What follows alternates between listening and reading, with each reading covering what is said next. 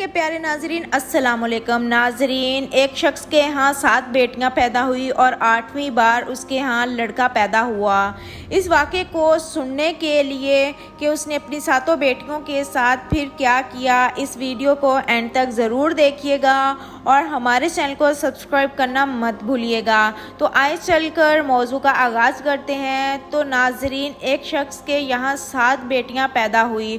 जब 8वीं बार इसके घर में किसी बच्चे की पैदाइश का वक्त करीब आया तो उस शख्स की मां ये कहते हुए बाहर निकली कि मुबारक हो, इस बार बेटा पैदा हुआ है। बेटियों के बाद बेटा पैदा हुआ था। अकलौते बेटे की मोहब्बत 7 बेटियों पर भारी पड़ गई।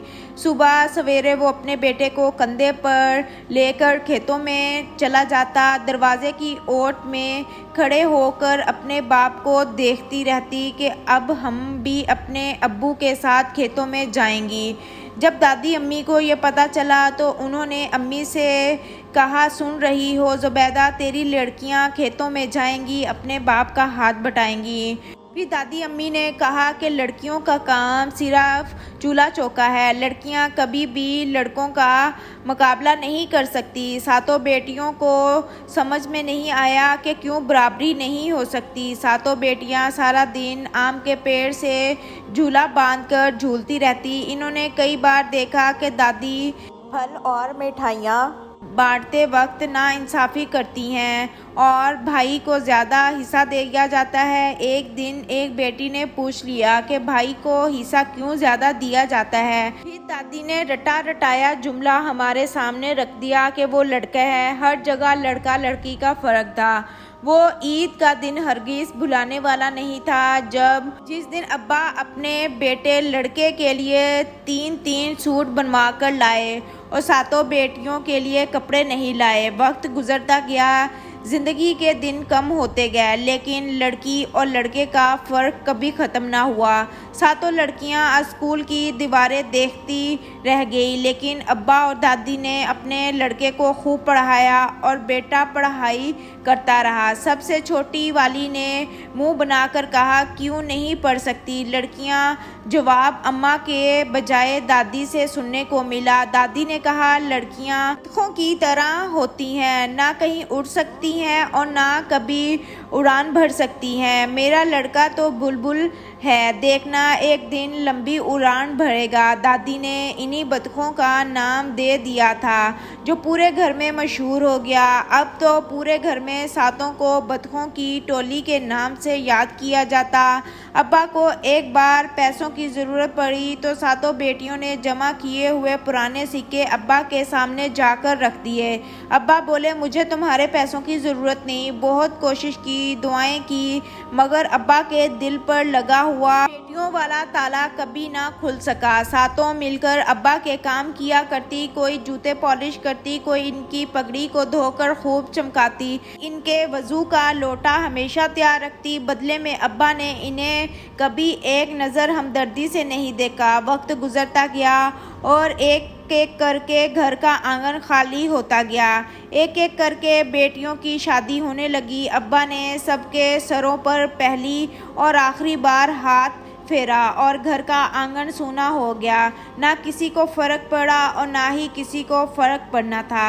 रोना धोना तो इस दिन हुआ था जब अब्बा और दादी का लाडला बेटा एयरपोर्ट पर हाथ मिलाकर सबको खुदा हाफिज़ कह रहा था। दादी रोती रह गई, लेकिन अब्बा ने कहा, अम्मा 2 साल के लिए ही तो गया है, आ जाएगा वापस। शुरू में तो फ़ोन पर घंटों बात होती, लेकिन बाद में घंटे मिनटों में बदल गए और मिनट सेकंडों में बदल गए। एक दिन दादी ने सबको खबर सुनाई कि लड़के को पैसों की ज़रूरत है।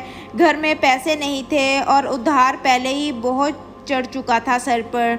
7 बहनें आई, अब्बू का उदास चेहरा ना देख सकी। किसी ने बाली उतारी और कोई अंगूठी देने के लिए तैयार होगी। अब्बा ने गुस्से से सबको देखा और कहा, मैं भिखारी नहीं हूँ, अपने लड़के के लिए पैसों का इंतज़ाम खुद कर लूँगा। 7 लड़कियाँ उदास चेहरे लिए घर को देखकर वहाँ से चली गई। अब्बा ने ज़मीन बेच दी, सब कुछ हाथ से जा रहा था। एक चीज़ को पाने में, एक रिश्ते को बचाने में सब रिश्ते छूटते जा रहे थे। एक दिन दादी इसी तरह उदास आंखें लिए बैठी हुई थी। एक दिन बेटे ने बाप से कहा, अब्बा मैंने यहाँ शादी कर ली है। दादी का दिल इससे ज़्यादा काम ना कर सका और बंद हो गया। दादी की मौत के कुछ दिन बाद अम्मा भी सबसे रुखसती ले गई, यानी अम्मा का भी इंतकाल हो गया। अब्बा घर के आंगन में तन्हा रह गए। वक्त नहीं इन्हें बूढ़ा कर दिया। इन्हीं बंजर आंखें लिए घर में बैठे रहते थे। अब तो बरसों बीत गए। बेटियां आती और 2-4 लम्हे बाप को हौसला देती और अपने शोहरों के दर पर चली जाती। वो दिसंबर का महीना था। सर्दी से दरख्त भी कांप रहे थे। अब्बा चारपाई पर पड़े सदियों के मरीज मालूम हो रहे थे। इनकी पगड़ी बरसों से नहीं धुली थी।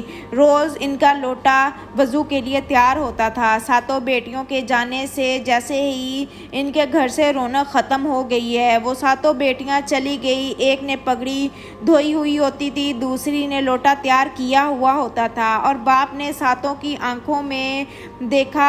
उन्होंने कभी शिकवा भी नहीं किया, ना उम्र भर कभी किसी बात को जताया था। फिर भी अब्बा की बूढ़ी आंखों ने सब पढ़ लिया। अब्बा हम तो पराइयाँ धन है, आपका अपना धन कहाँ है। सातों बेटियां पास बैठी थी। अब्बा ने सबके सर पर हाथ रखा। इनकी आंखें रोने लगी।